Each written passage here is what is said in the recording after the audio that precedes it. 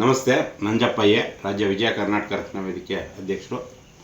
ಏನು ಇಂದು ಮಧುರೆ ಹೋಬಳಿ ಕಮಸಂದ್ರ ಗ್ರಾಮದಲ್ಲಿ ನಡೆದಿರೋಂಥ ಈ ಒಂದು ಸನ್ನಿವೇಶನ ನೆನೆಸ್ಕೊಂಡ್ರೆ ತುಂಬ ಭಯ ಆಗುತ್ತೆ. ಯಾಕೆಂದರೆ ಅಲ್ಲಿ ಒಂದು ಶಾಲೆನ ಕಟ್ತಾರೆ, ಆ ಶಾಲೆಗೆ ಹೋಗೋ ದಾರಿ ಇಲ್ಲ ಅಂದಮೇಲೆ ಅಲ್ಲಿ ಯಾಕೆ ಶಾಲೆ ಕಟ್ಟಬೇಕು?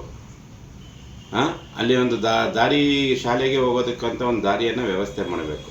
ಅದೆಲ್ಲವನ್ನು ಅಧಿಕಾರಿಗಳು ಮಾಡಬೇಕಾಗಿದೆ. ಇದ್ದ ಬೇಜವಾಬ್ದಾರಿ ಅಧಿಕಾರಿಗಳು ಇಂದು ಆ ಮಕ್ಕಳನ್ನ ಕರ್ಕೊಂಡೋಗಿ ಯಾವುದೋ ದೇವಸ್ಥಾನದ ಹತ್ರ ಒಂದು ಬಯಲಿನಾಗೆ ಪಾಠ ಮಾಡೋ ಅಂಥ ಪರಿಸ್ಥಿತಿ ಆಗಬೇಕಿತ್ತು.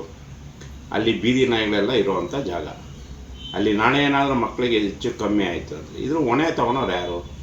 ನಮ್ಮ ಊರಿನ ಕ್ಷೇತ್ರ ಶಿಕ್ಷಣಾಧಿಕಾರಿಗಳು ತೊಗೊತಾರ? ಯಾವ ಅಧಿಕಾರಿಗಳು ತೊಗೊತಾರೆ? ಅಥವಾ ಜಿಲ್ಲಾ ಕ್ಷೇತ್ರ ಶಿಕ್ಷಣಾಧಿಕಾರಿಗಳು ತೊಗೊತಾರ? ಅಥವಾ ತಹಶೀಲ್ದಾರ್ ತೊಗೊಳ್ತಾರ? ಅಥವಾ ಮಾನ್ಯ ಜಿಲ್ಲಾಧಿಕಾರಿಗಳು ತೊಗೊತಾರೆ? ಇದ್ರ ಬಗ್ಗೆ ಯಾರು ಉತ್ತರ ಕೊಡೋ ಅಂಥವರು?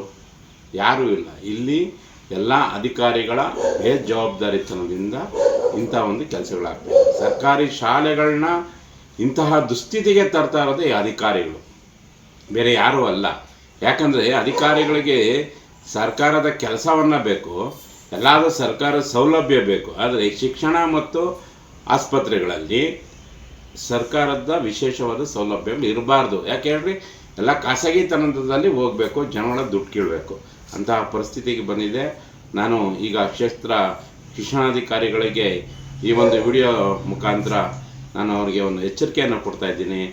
ಅದು ನೀವು ಕೂಡಲೇ ಸರಿಪಡಿಸಲಿಲ್ಲ ಅಂದರೆ ನಾವು ನಿಮ್ಮ ಆಫೀಸಿನ ಮುಂದೆ, ನಿಮ್ಮ ಕಚೇರಿ ಮುಂದೆ ಬಂದು ನಾವು ಉಗ್ರವಾದ ಹೋರಾಟವನ್ನು ಹಮ್ಮಿಕೊಳ್ಬೇಕಾಗುತ್ತೆ ಅಂತ ನಾನು ಈ ಮೂಲಕ ತಮಗೆ ಎಚ್ಚರಿಕೆಯನ್ನು ಕೊಡ್ತಾ ಇದ್ದೇನೆ.